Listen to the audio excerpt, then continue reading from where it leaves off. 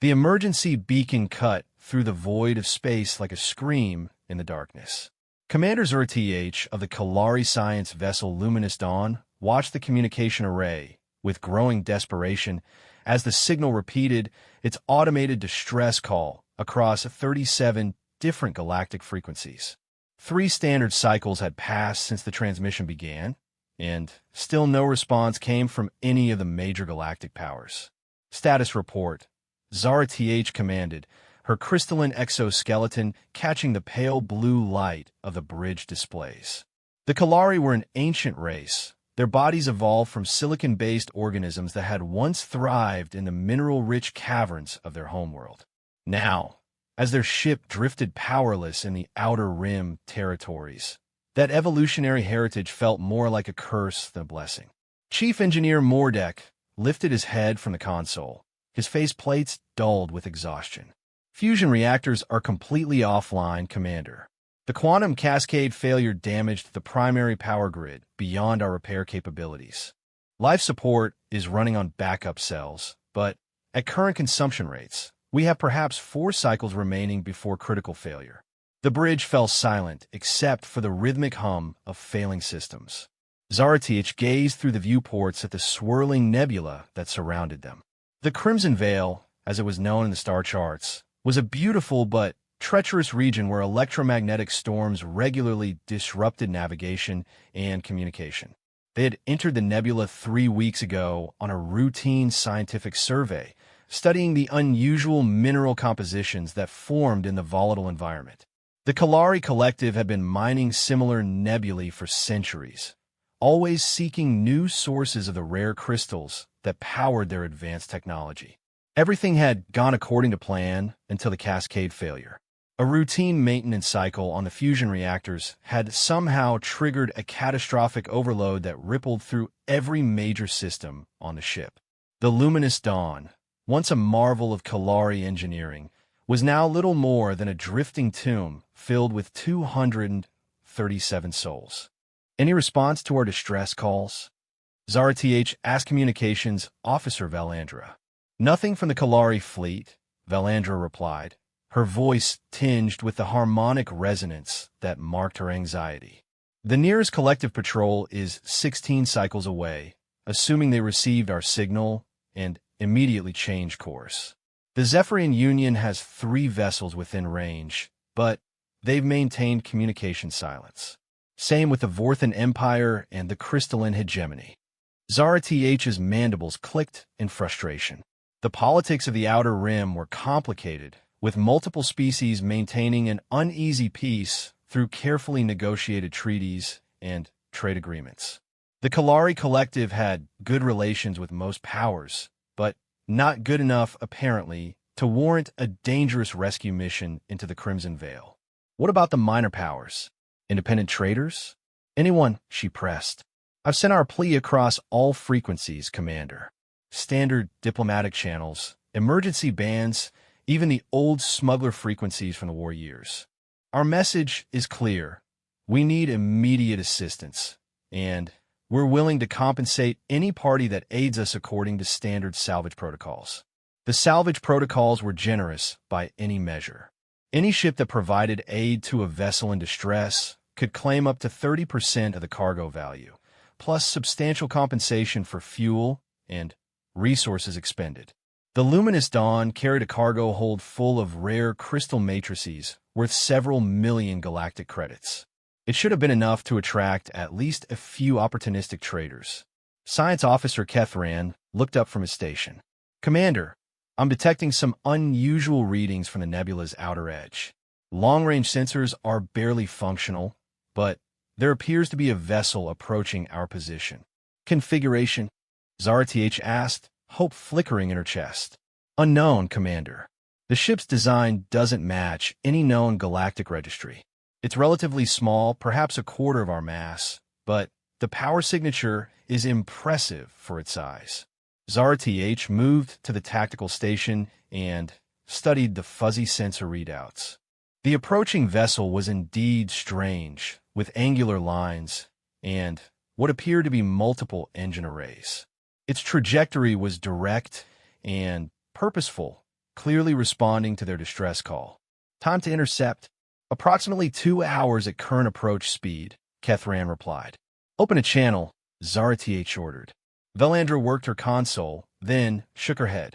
They're not responding to standard hail frequencies. Wait, I'm picking up a transmission on an old emergency band. Audio only. Put it through. The bridge speakers crackled to life with a burst of static, then cleared to reveal a voice speaking in heavily accented but understandable galactic standard. Unknown vessel. This is Captain Sarah Chun of the independent cargo ship, Defiant Hope. We've received your distress call and are moving to assist. Please transmit your vessel specifications and crew complement so we can prepare for rescue operations. The voice was clearly organic, not artificial, and belonged to a species none of them could immediately identify. Zara-TH exchanged glances with her crew before responding. Captain Chun, this is Commander Zara-TH of the Kalari vessel Luminous Dawn. We gratefully accept your assistance. We have 237 crew members aboard, and our ship mass is approximately 800,000 tons. Our primary systems are offline due to a catastrophic power failure. There was a brief pause before the alien captain responded. Copy that, Commander. We're going to need to be creative here, but we've dealt with large-scale evacuations before. Our ship can accommodate about 50 beings at a time, so we'll need to make multiple trips. Are your shuttle bays functional? Negative, Captain Chun. Shuttle bay power is offline, and our docking systems are non-operational. Another pause. Understood. We'll improvise. Defiant Hope out. As the communication ended, the bridge crew looked at one another with a mixture of relief and uncertainty. Rescue was coming, but from a completely unknown species flying an unregistered vessel in one of the most dangerous regions of space. Commander, Velandra said quietly, I've never heard of this species before. Humans, I think they call themselves. Should we be concerned about their intentions? It was a valid question. The galaxy was full of pirates and slavers who might see a disabled ship as easy prey rather than beings in need of rescue. But as Zara-TH studied the approaching vessel's trajectory and listened to the recording of Captain Chen's voice, she heard something that decided her course of action. Genuine concern. The alien captain had sounded worried for their welfare, not calculating potential profit or advantage. In her decades of service, Zara-TH had learned to recognize the difference between those who help because they must and those who helped because they chose to. We'll remain cautious, she told her crew, but they're our only hope. Prepare the crew for evacuation procedures. Emergency supplies only. And, Velandra, keep monitoring all frequencies. If this goes badly, I want to warn any other vessels away from this area.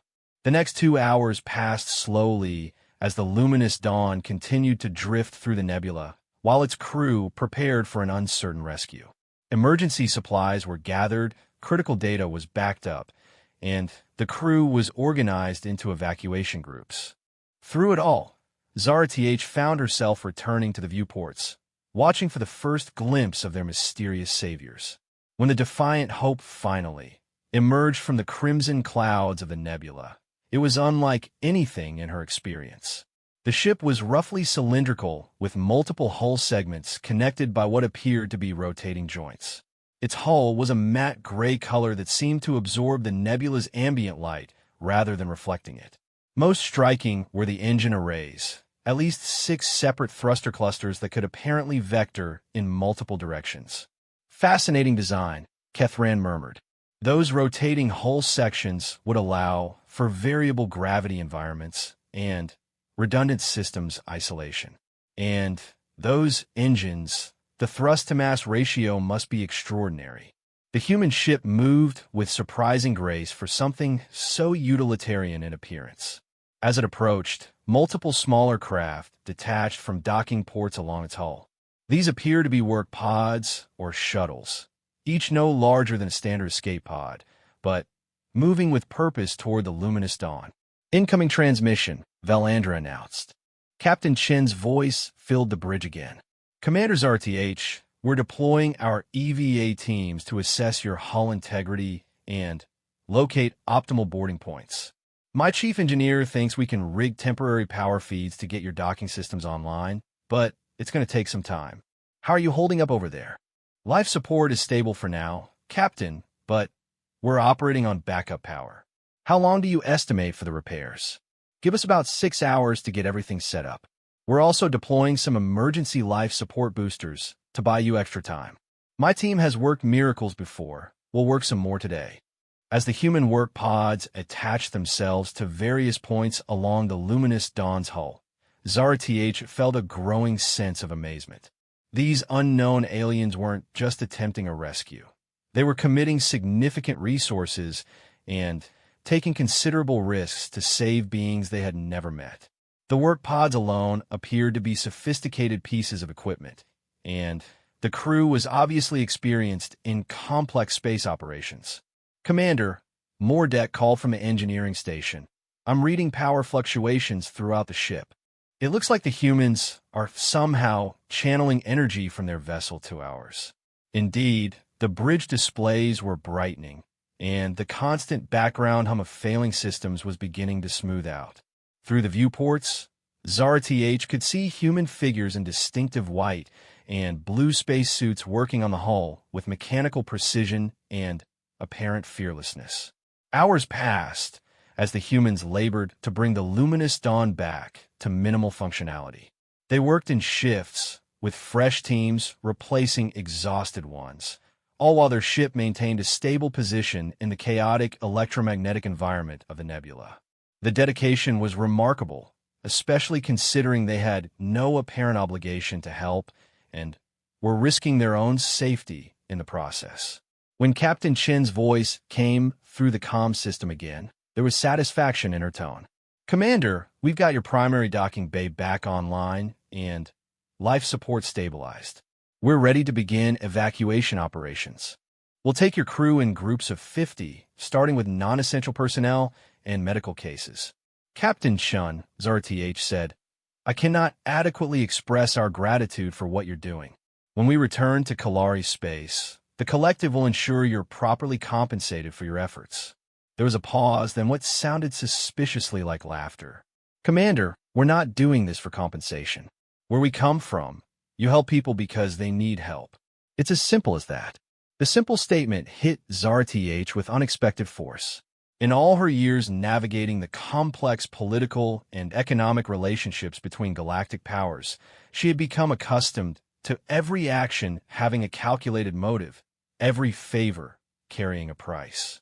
The idea that someone might risk their lives and resources simply because it was the right thing to do seemed almost alien. As the first group of Kalari crew members transferred to the human vessel, reports began filtering back that only reinforced this impression. The humans had converted their cargo bays into temporary quarters, complete with environmental controls adjusted for Kalari physiology. Medical personnel stood ready to treat anyone suffering from the effects of the power failure. Most remarkably, the humans refused any discussion of immediate payment or compensation, insisting that such matters could be addressed once everyone was safely away from the nebula. The evacuation continued through the ship's cycle, with a defiant hope making trip after trip to ferry crew members to safety. Each time, the human ship returned precisely on schedule, its crew working with quiet efficiency and genuine care for their unexpected passengers. As dawn broke over the ship's chronometer, marking the beginning of a new cycle, Zara TH found herself among the last group scheduled for evacuation. She stood on the bridge of her dying vessel, looking out at the human ship that had become their salvation, and reflected on the remarkable turn their desperate situation had taken. In the political landscape of the galaxy, where ancient races like the Kalari, Zephyrians, and Vorthans maneuvered for advantage and resources, these humans had appeared like something from another age entirely. They possessed advanced technology and obvious skill, yet operated according to principles that seemed almost naive in their simplicity. When her time came to leave the luminous dawn, Zara TH took one last look around the bridge that had been her command for 8 years. The The humans had done everything possible to save the ship itself, but the damage was simply too extensive. The vessel would likely be stripped for salvage once they reached safer space.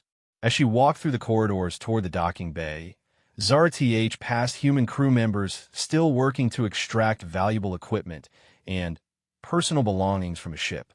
They worked with the same careful attention they had shown to the life-saving repairs, ensuring that nothing important was left behind. Captain Chun was waiting at the airlock to personally escort the final evacuees aboard the Defiant Hope.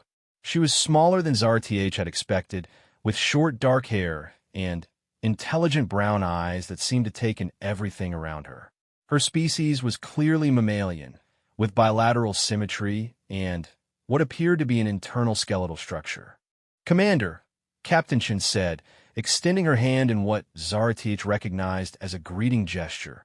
"Welcome aboard. I'm sorry we couldn't save your ship, but we've got everyone and everything important." Zara TH carefully clasped the human's hand, noting the warm temperature and surprisingly strong grip. "Captain, you and your crew have performed a miracle. The Kalari people are in your debt." As they walked through the corridors of the human vessel, Zara TH was struck by the ship's atmosphere. Unlike the sterile efficiency of most galactic vessels, the Defiant Hope felt lived in and comfortable. The walls were adorned with images of various worlds and star systems, and she could hear the sound of voices and laughter coming from the converted crew quarters. "Captain," she said as they reached the bridge, "may I ask what brings humans to this part of the galaxy? Your species isn't in any of our databases." Captain Chun paused the navigation console, bringing up a star chart that showed their current position and projected course out of the nebula. "We're explorers, Commander. Our people sent us out to see what's beyond our local star systems and maybe find some friends along the way. Looks like we found some." The simple honesty of the statement left Zara TH momentarily speechless. As she looked around the human bridge, watching the crew work with calm professionalism to navigate them all safely out of the Crimson Veil, she realized that the galaxy was about to change in ways none of the established powers could possibly imagine. These humans, with their strange moral code and impressive capabilities, were not just another species seeking their place in the existing order. They were something entirely new, and Zara TH suspected that the major galactic powers would soon learn what she had discovered in the depths of space. Sometimes the most powerful force in the universe is someone who helps simply because it's the right thing to do. The Galactic Council chambers hummed with tension as representatives from 12 major species gathered around the massive circular table. High Counselor Vextan of the Zephyrian Union called the emergency session to order, his blue-scaled features grave as he activated the holographic display at the center of the room. "Fellow counselors," Vextan began, his melodic voice carrying the weight of centuries of diplomatic experience. "We convene today to address reports of a previously unknown species operating in the Outer Rim territories. The Kalari delegation has presented evidence of what they term a first-contact rescue operation that occurred in the Crimson Veil Nebula 3 weeks ago." Commander Zara TH stood at the witness podium, her crystalline exoskeleton reflecting the chamber's ambient light as she faced the assembled representatives. Behind her, holographic displays showed images of the Defiant Hope and its crew, along with detailed sensor readings and communication logs from the rescue operation. "Honorable counselors," Zara TH said, "what I am about to tell you challenges many of our assumptions about space-faring civilizations. The species that rescued my crew operates according to principles that appear to be fundamentally different from any we have encountered." The Vorthan representative, General Crothmore, leaned forward with obvious skepticism. His species' warrior culture had dominated the galactic military for generations, and his scarred features spoke of countless battles. "Commander, you claim these humans risked their vessel and crew to save yours with no expectation of reward. Such behavior is either a sign of technological superiority so complete that they consider us insignificant, or evidence of deception on a scale we cannot yet comprehend. With respect, General, I believe you are wrong on both counts," Zarath replied. The humans' technology is advanced but not overwhelmingly superior to our own. Their ship's design suggests they are relatively new to interstellar travel, yet they possess remarkable engineering capabilities and adaptability. As for deception, they have made no demands, claimed no territories, and asked for nothing beyond the coordinates of the nearest inhabited systems. Counselor Tichasura of the Serpentine Collective spoke next, her reptilian voice carrying the calculated precision that had made her species famous as negotiators and information brokers. Perhaps their true intentions will become clear when they arrive at those systems. Have we verified their current location? The humans departed the Crimson Vale region immediately after ensuring all Kalari personnel were safely transferred to rescue vessels, Zarath confirmed. Long-range sensors tracked their ship toward the Kepler Junction, where several trade routes converge. If their stated intention is to make peaceful contact with other species, that would be the logical destination. High Counselor Vextan manipulated the holographic display, zooming in on the Kepler Junction region. The junction serves as a neutral meeting point for dozens of species. If these humans are indeed seeking peaceful contact, they will find it there. However, they will also encounter some of our less diplomatic neighbors. The crystalline hegemony's representative, a being whose entire body appeared to be composed of living mineral formations, spoke in harmonic tones that resonated through the chamber's acoustic systems. The hegemony's mining concerns operate extensively in that region. Our security forces have standing orders to investigate and, if necessary, detain any unidentified vessels that approach our operations. If these humans are legitimate, they will submit to proper inspection procedures. And if they resist, asked General Crothmore, then they will be dealt with accordingly, came the reply. Zarath felt a chill of concern. The crystalline hegemony was known for their aggressive territorial policies and their tendency to shoot first and ask questions later. If the humans encountered hegemony forces while still unfamiliar with galactic protocols, a tragic misunderstanding could easily occur. Honorable counselors, she said, I must emphasize that the humans who rescued my crew demonstrated remarkable restraint and professionalism. They are clearly capable of advanced military operations. The precision of their rescue mission proves that, but they chose dialogue over force at every opportunity. If they encounter hostile action, we should not assume they will remain passive. The chamber fell silent as the implications of her words sank in. A new spacefaring species with unknown military capabilities, approaching one of the galaxy's most sensitive commercial regions, where trigger-happy hegemony security forces maintained an aggressive patrol schedule. The potential for catastrophic first contact was enormous. Counselor Morthak of the Ancient Archives, whose species served as the galaxy's unofficial historians and xenobiologists, activated his personal display and projected additional data into the chamber. I have conducted extensive analysis of the sensor readings and communication logs provided by the Kalari. Several factors about these humans are particularly noteworthy. The display showed comparative data on ship designs, power signatures, and communication protocols.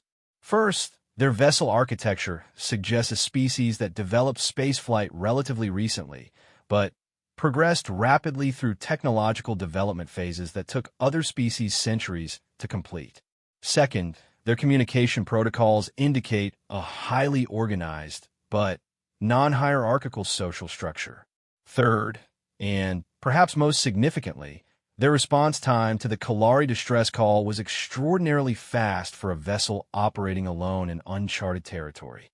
What are you suggesting? Vextan asked. I believe these humans may be scouts or explorers for a much larger civilization, Morthak replied. Their willingness to take significant risks to aid strangers suggests either cultural programming of remarkable sophistication or genuine ethical development that surpasses anything we have previously encountered. General Crothmore scoffed. They were gathering intelligence on our capabilities and response patterns while maintaining the pretense of a rescue operation. A single ship operating alone in hostile territory just happens to arrive at exactly the right time to save a disabled vessel from one of the galaxy's major powers? The tactical implications are obvious. General, Zaratich interjected, I was there. I observed their crew for over 30 hours during the evacuation process. If they were gathering intelligence, they were remarkably subtle about it. They asked no questions about our technology, our defensive capabilities, or our territorial boundaries. Their focus was entirely on preserving life and ensuring our safety. The debate continued for several hours, with different representatives offering various theories about human motivations and capabilities. Some, like the profit-focused Merchant Guild representatives, suggested the humans were conducting an elaborate confidence scheme designed to establish trust before exploiting it. Others, particularly the military leaders, viewed them as potential threats that needed to be assessed and contained. As the session approached its scheduled conclusion, High Counselor Vextan called for formal recommendations. Given the information presented, what actions should the Council take regarding these humans?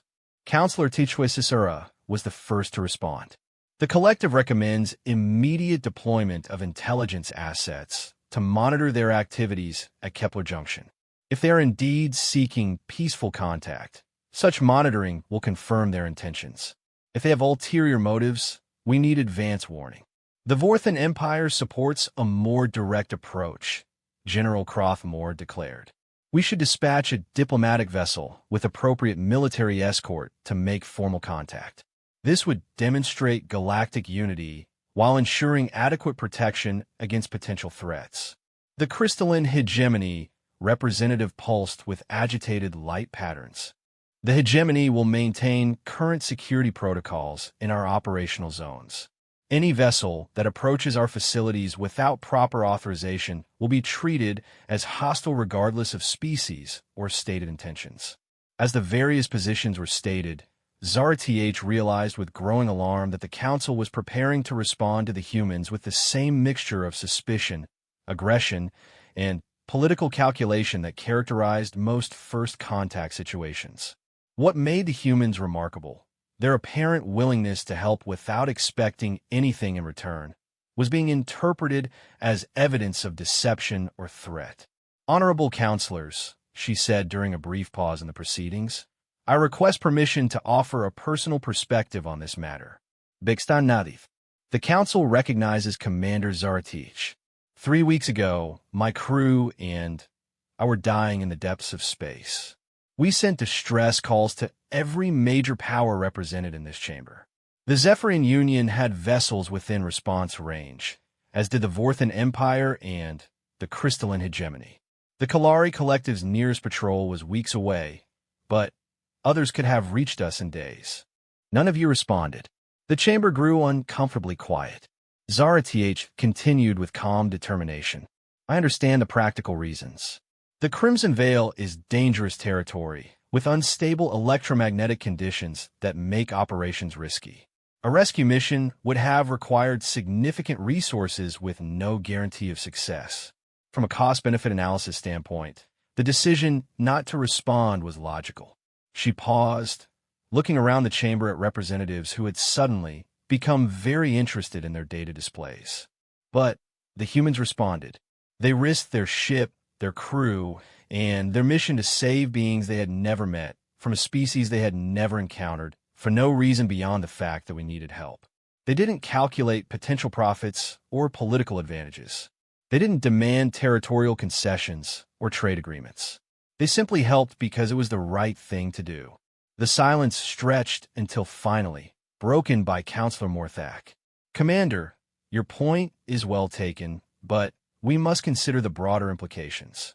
If humans continue to operate according to such principles, they could destabilize existing political and economic relationships throughout the galaxy. How? Zaratich asked.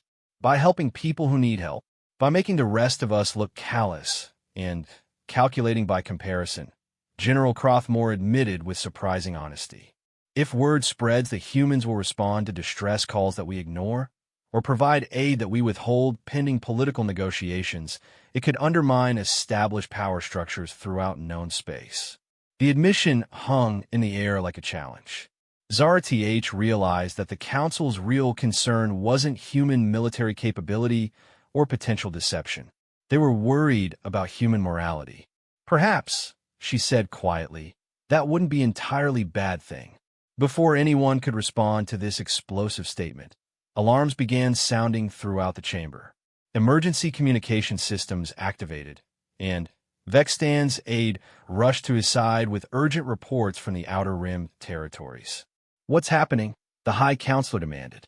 "Sir, we're receiving multiple distress calls from the Kepler Junction region.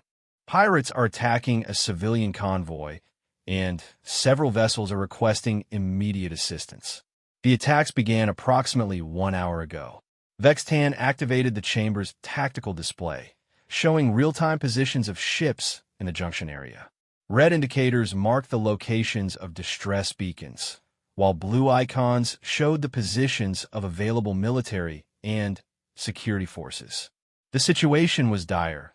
The convoy was surrounded and outgunned, and the nearest council vessels were at least 6 hours away. Recommendation? Vextan asked his military advisors. Standard protocol is to dispatch available forces while notifying the civilian vessels that assistance is en route. We should also alert private security companies in the area that rescue contracts are available. As the Council prepared to implement their standard emergency response procedures, a new signal appeared on the tactical display.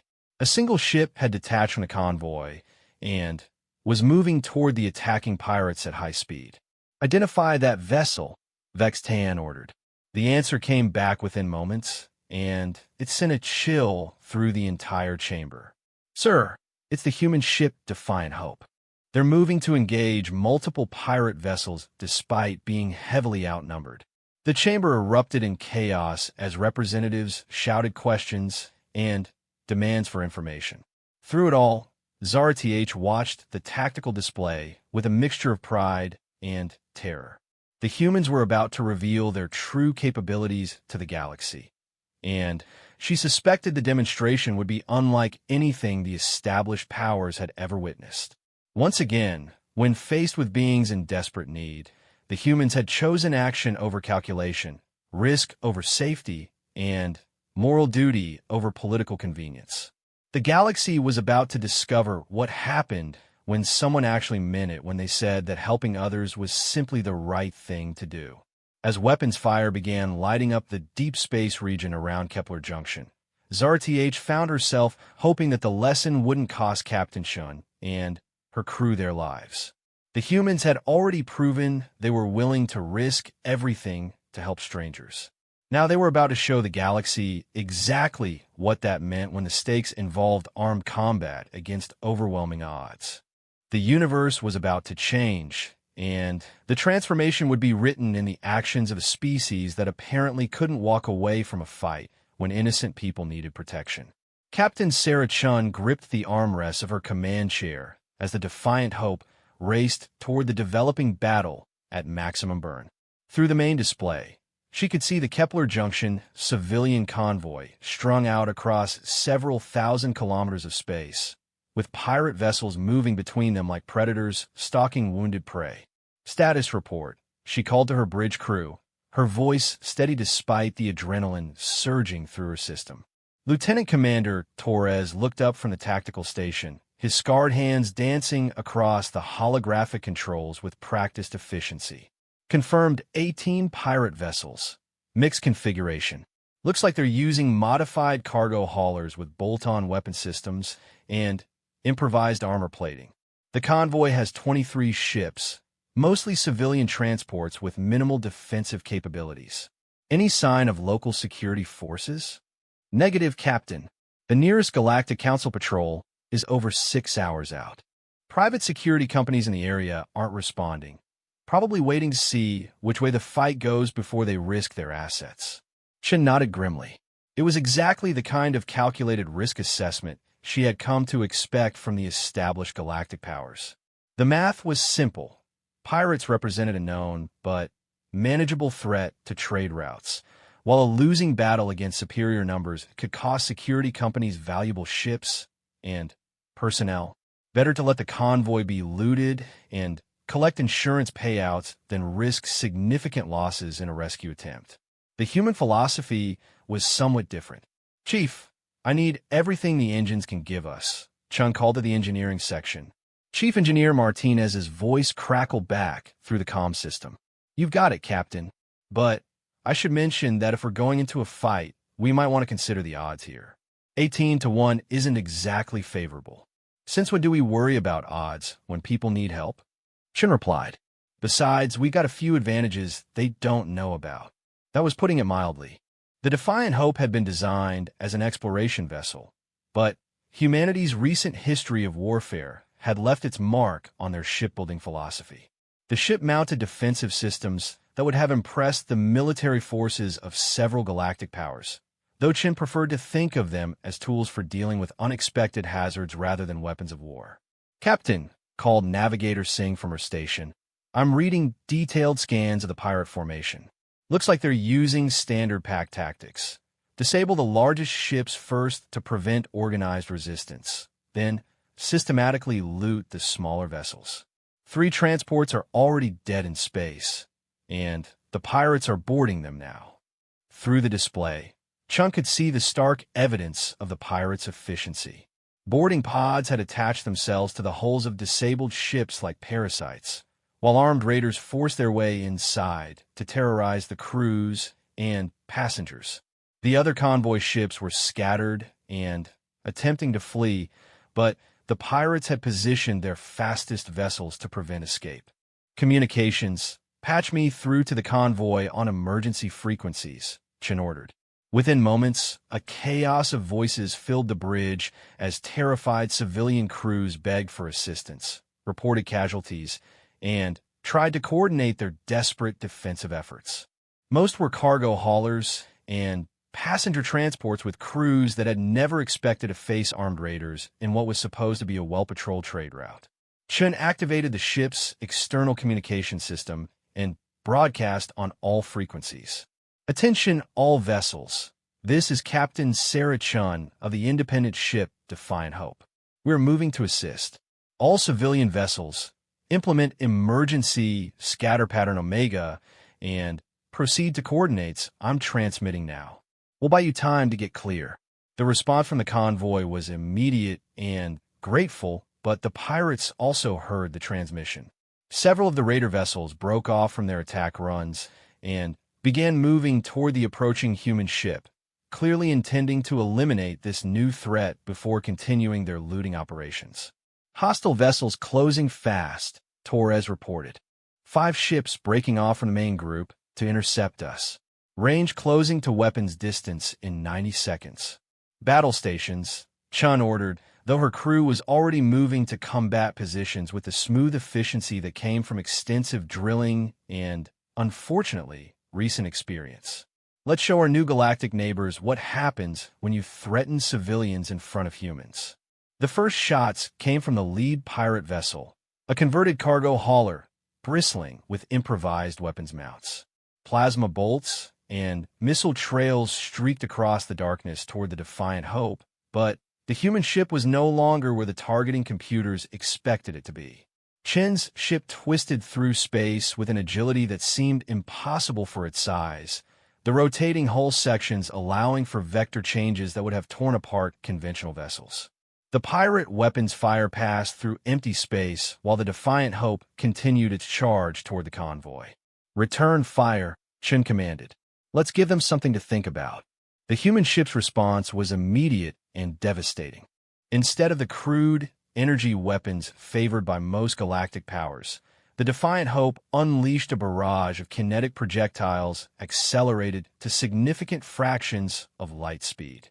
The railgun systems that humanity had developed for asteroid mining and deep space construction proved remarkably effective against improvised armor plating.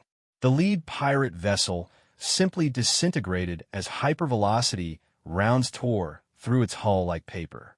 The explosion lit up the surrounding space and sent debris spinning in all directions, causing the other raiders to break formation and reconsider their attack approach.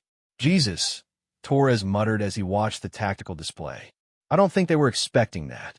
Chen allowed herself a grim smile. The galaxy's established powers seemed to favor energy weapons and missile systems, probably because they were more dramatic and easier to scale up for large ship-to-ship combat. Humans had taken a different approach, focusing on precision and overwhelming kinetic force.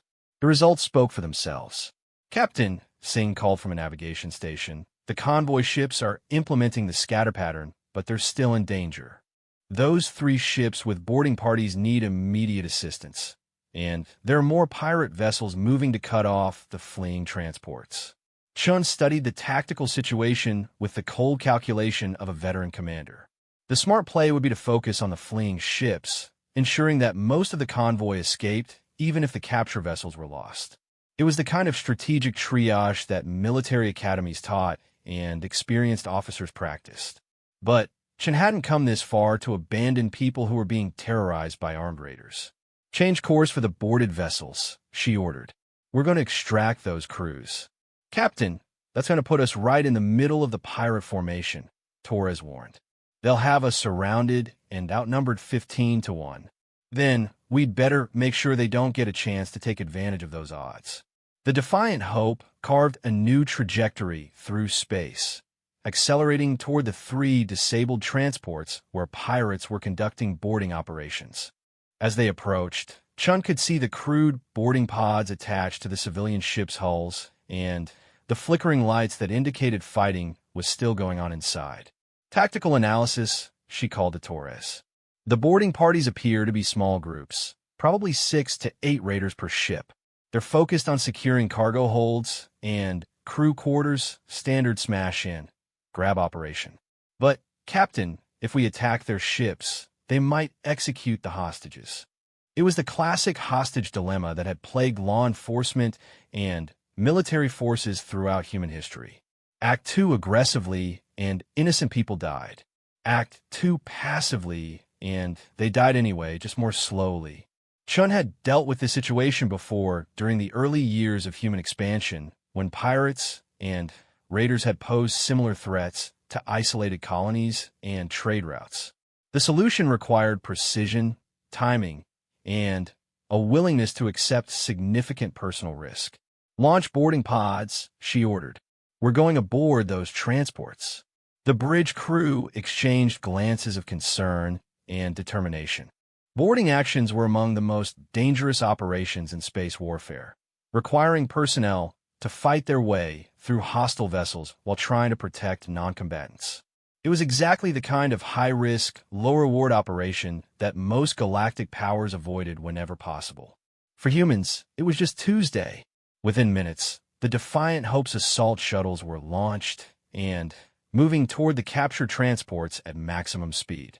Each shuttle carried a team of 6 human Marines equipped with the latest in personal combat systems and trained in close-quarters fighting techniques that had been developed during humanity's turbulent past. Chen remained on the bridge to coordinate the overall operation, but she could monitor the boarding actions through the combat suit's sensor feeds. As the first human team breached the hull of a captured cargo transport, she watched them move through the ship's corridors with lethal efficiency. The pirates had expected to face terrified civilian crews armed with nothing more dangerous than emergency tools. Instead, they found themselves confronting humans in powered armor who moved like ghosts through the ship's passages and struck with overwhelming force and precision. The engagement was over in less than 10 minutes. The human team secured all 3 transports, neutralized the boarding parties, and began evacuating wounded civilians to the Defiant Hope's medical facilities. The remaining pirate vessels, having watched their comrades disappear into the transports only to have armed humans emerge victorious, began to reconsider their tactical options. "Captain," Torres reported, "the remaining pirates are pulling back to long range. Looks like they're regrouping for a coordinated assault." Chen nodded, watching the tactical display as the raiders formed up into a classic attack formation designed to overwhelm a single target with concentrated fire. It was a sound strategy that would have worked against most opponents. "Range to the convoy ships?" she asked. "Scatter pattern is working. Most of them are clear, and moving toward the hyperspace jump point. But we're still in the middle of hostile territory with minimal support. Chen looked at the odds displayed on her tactical screen. 14 pirate vessels against 1 exploration ship, with the nearest friendly forces hours away. By any rational calculation, the smart move would be to withdraw and count the successful evacuation as a victory. But as she watched the rescued civilian crews being treated in the medical bays, Chen realized that withdrawal wasn't really an option. The pirates would simply wait for the humans to leave, then continue their attacks on other convoys. The raids would continue until someone made them stop. All stations, prepare for general engagement, she announced. We're going to finish this. The pirate fleet came at them like a swarm of angry insects, firing everything they had in a desperate attempt to overwhelm the human ship's defenses. Energy bolts and missiles filled the space around the Defiant Hope, turning the battlefield into a deadly light show that would have been beautiful if it weren't so lethal. But Chen's ship was no longer fighting like a conventional vessel. The rotating hull sections allowed for impossible maneuvers. The kinetic weapons struck with devastating precision, and the human crew fought with a coordination that seemed almost telepathic in its efficiency. One by one, the pirate vessels fell silent. Some were destroyed outright by the human railguns, others were disabled by precision strikes that left them powerless but intact. A few of the smarter pirates attempted to surrender, broadcasting emergency codes and jettisoning their weapons in desperate attempts to avoid destruction. When the battle was over, the space around Kepler Junction was littered with the debris of the pirate fleet. The convoy had escaped successfully, the captured crews had been rescued, and the raiders who had terrorized the trade routes for months had been eliminated or captured. As the Defiant Hope began search and rescue operations for surviving pirates, Chen reflected on the day's events. In the space of a few hours, humanity had announced itself to the galaxy in the most dramatic way possible, not through conquest or political maneuvering, but through simple refusal to let innocent people suffer when they had the power to help. Captain, Torres said quietly, we're receiving communications from multiple galactic powers. Apparently, word of what happened here is spreading fast. Chen nodded. She had expected this. The established powers would want explanations, assurances, and probably lengthy negotiations about humanity's place in the galactic order. They would try to fit humans into existing categories and power structures to understand them in terms of traditional political and military calculations. They would be disappointed. Humans didn't fit into the existing order because they operated according to different principles entirely. They helped people because it was right, fought when innocent lives were threatened, and refused to abandon those in need regardless of the cost or complexity.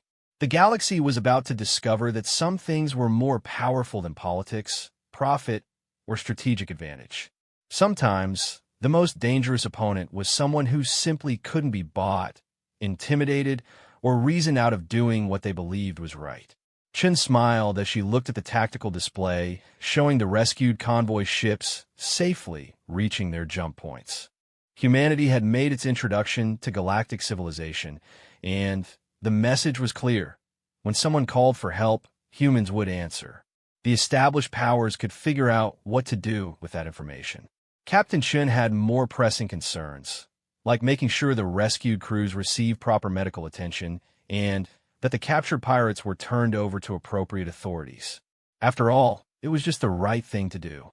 6 months after the Kepler Junction incident, the galaxy had developed what could only be described as a fixation on humanity. Trade routes buzzed with stories of the mysterious species that had appeared from unknown space to save a Kalari science vessel, then proceeded to single-handedly eliminate an entire pirate fleet while rescuing civilian convoys. Military analysts studied combat recordings, xenobiologists debated human physiology and psychology, and political leaders across the galactic community struggled to understand how to deal with beings who seemed immune to conventional diplomatic pressure. Admiral Treshka of the Galactic Defense Consortium stood before the largest gathering of military commanders in recent history. Her scaled features grim as she addressed the assembled officers representing dozens of species and military traditions. The emergency briefing had been called in response to increasingly disturbing reports from across known space. "Ladies, gentlemen, and distinguished beings," she began, "we face an unprecedented situation. In the past 6 months, human vessels have been reported in 17 different sectors, always appearing at moments of crisis, and always acting in ways that defy standard tactical doctrine." The holographic display behind her showed a three-dimensional map of the galaxy, with red markers indicating known human activities. The pattern was unmistakable. Wherever people were in trouble, humans appeared to help, regardless of political boundaries, species affiliation, or strategic considerations. 3 weeks ago, human forces intervened in the Borderland Wars, preventing the crystalline hegemony from eliminating a refugee camp containing over 50,000 civilians. Last month, a human medical ship provided aid to both sides during the Vorthan Aquarii conflict, operating in active battle zones to evacuate wounded soldiers. Yesterday, we received reports that humans have established a permanent rescue station at the edge of the Maelstrom, one of the most dangerous regions of space, specifically to assist vessels in distress. General Crothmore of the Vorthan Empire stood to address the assembly. "Admiral, with respect, these activities represent a clear pattern of interference in established political and military operations. The humans claim to be neutral, but their actions consistently favor civilian populations over legitimate military objectives. This cannot be allowed to continue. And how do you propose to stop them, General?" asked Commander Velthanes of the Aquarii Collective. "Our intelligence services have attempted to track human fleet movements for months with limited success. They appear to possess stealth technology and faster-than-light communication capabilities that surpass our current understanding. More troubling, every attempt at direct confrontation has ended in humiliation for the aggressor." The assembled officers exchanged uncomfortable glances. The reports were indeed humiliating. The crystalline hegemony had dispatched a full battle group to forcibly remove the human medical station from the Maelstrom, only to have their ships disabled by what appeared to be sophisticated electronic warfare systems. The humans had then assisted in repairing the hegemony vessels and sent them on their way with polite requests to avoid interference in rescue operations. Admiral Treshka activated another display showing detailed sensor readings from multiple engagements. Analysis of human combat capabilities suggests a level of technological development that may exceed our own in several key areas. Their ships demonstrate unprecedented maneuverability. Their weapons systems show remarkable precision and power, and their electronic warfare capabilities appear to be generations ahead of current galactic standards. "Then, we negotiate," declared Counselor Mirthax of the Trade Federation. "Every species has something they want. We simply need to determine what humans value and offer them appropriate incentives to restrict their activities to less sensitive regions." A bitter laugh echoed through the chamber as Captain Zartich entered through a side entrance, her crystalline exoskeleton catching the harsh lighting of the military briefing room. She had been traveling the galaxy for months, studying human activities and attempting to understand their motivations on behalf of the Galactic Council. "Forgive my interruption," she said, "but I believe I can save you considerable time and effort. Humans cannot be negotiated with in any conventional sense because they do not want anything that can be purchased, granted, or negotiated away." Admiral Treshka gestured for her to continue. "Explain."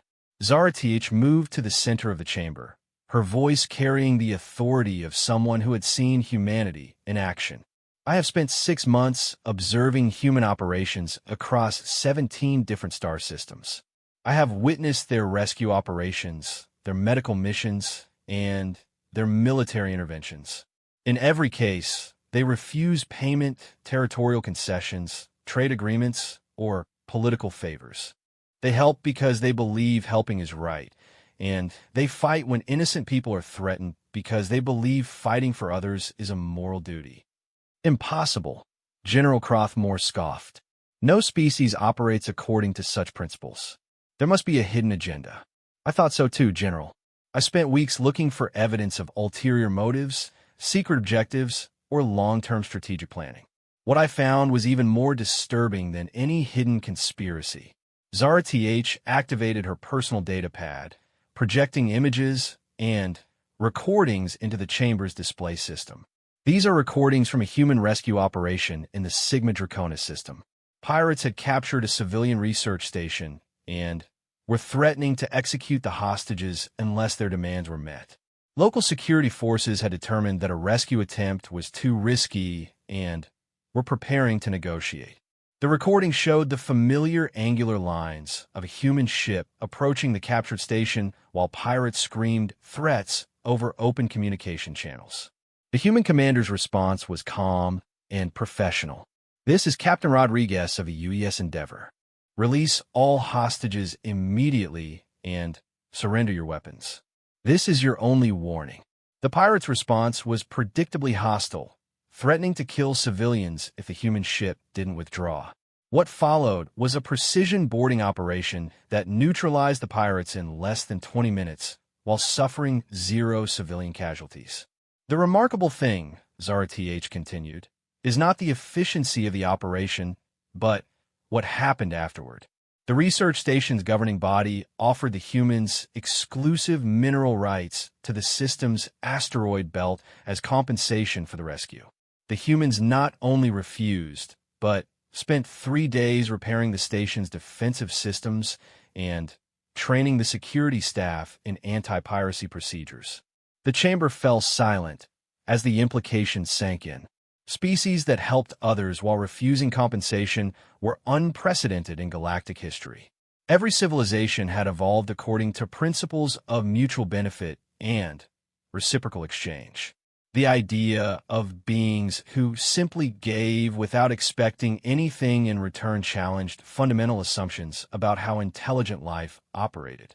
Commander Velthanes spoke first.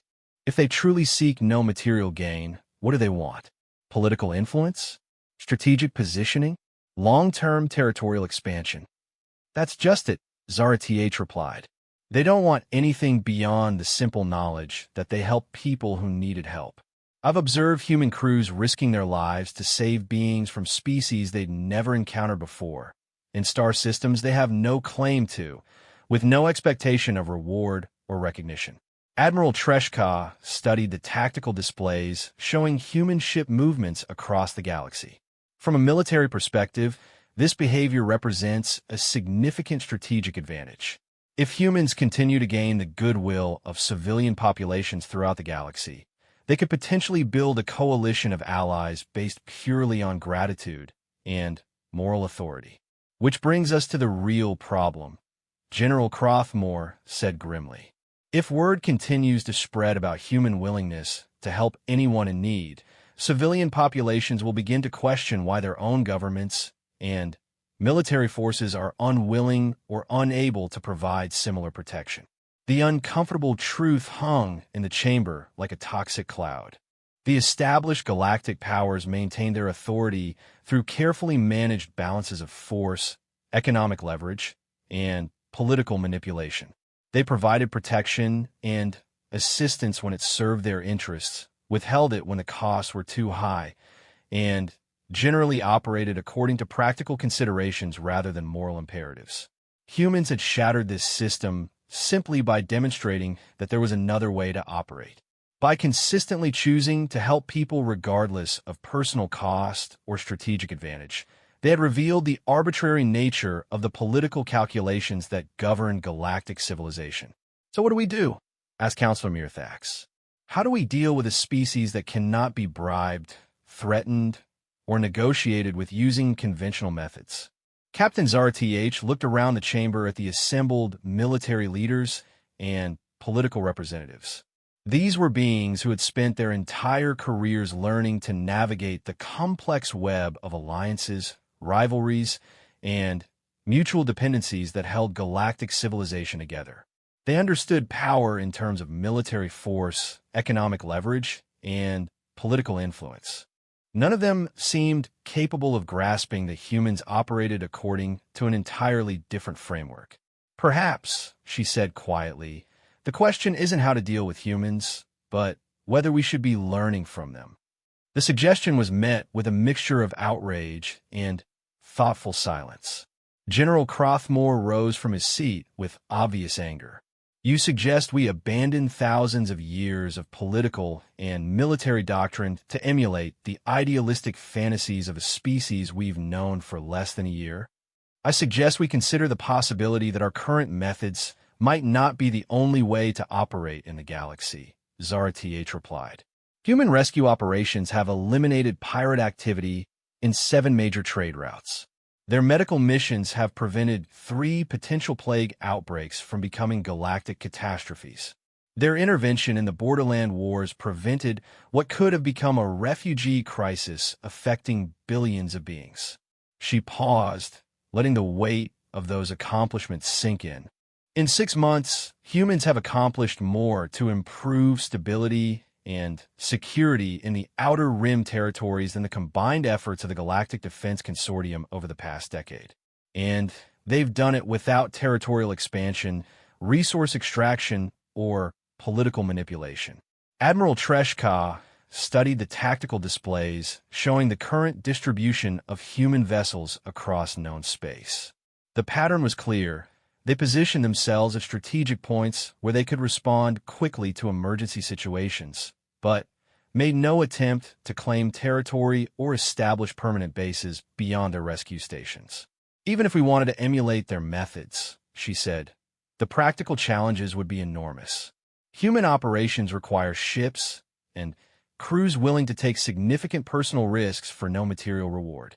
Most of our personnel are motivated by advancement opportunities, financial compensation, and political prestige. How do you convince beings to risk their lives for strangers when there's nothing in it for them? It was a valid question that went to the heart of the cultural differences between humanity and the established galactic powers. The galaxy's military and political systems were built on hierarchy, reward structures, and clear chains of command that motivated individuals through personal advancement and material benefit. Humans seemed to operate according to internal moral imperatives that made external motivation unnecessary. They helped people because they believed helping was right, not because someone was paying them to do it. Perhaps, Zara-TH suggested, we're approaching this from the wrong direction. Instead of trying to understand how to counter human influence, maybe we should be asking ourselves why we didn't respond when my crew was dying in the Crimson Veil. The question struck the chamber like a physical blow. Every military leader present had access to the communications logs from that incident. They all knew that distress calls had been received by multiple galactic powers, and they all knew that practical considerations had prevented any response. The Kalari situation was a calculated risk assessment, General Crothmore said defensively. The electromagnetic storms in the Crimson Veil made rescue operations extremely dangerous, and the probability of success was low enough that you decided 237 lives weren't worth the risk, Zara-TH interrupted. I understand the logic, General. I might have made the same decision if our positions had been reversed, but the humans didn't make that calculation. She activated another recording, this one showing Captain Chen's crew working in the dangerous environment of the nebula, their ship's systems constantly battered by electromagnetic interference as they labored to save the Kalari crew. They saw people in danger and decided that was enough. No cost-benefit analysis, no political considerations, no strategic calculations. Just a simple decision that lives were worth saving regardless of the personal risk involved. As the recording played, showing human engineers working in hazardous conditions to restore power to the luminous dawn, Admiral Treshka found herself considering possibilities that would have seemed absurd just months earlier. What if military forces operated according to moral imperatives rather than political directives? What if rescue operations were launched based on need rather than strategic value? What if the primary mission of galactic defense forces was actually defending people rather than defending territory and resources? The ideas were revolutionary, and they were spreading. Intelligence reports indicated that civilian populations throughout the galaxy were beginning to ask uncomfortable questions about why their own governments couldn't provide the kind of protection and assistance that humans offered freely to anyone who needed it. Admiral, Commander Volthanes said quietly, "We may have a more immediate problem than long-term political ramifications. Our intelligence services have been monitoring civilian communications, and there's growing discussion of something called human-style rescue protocols among transport crews and colony administrators." Meaning what? Meaning that civilian organizations are beginning to organize their own rescue services based on human examples. Independent cargo haulers are forming mutual aid societies. Colony worlds are establishing emergency response fleets. Trade guilds are implementing assistance protocols that prioritize saving lives over protecting profits. The implications were staggering.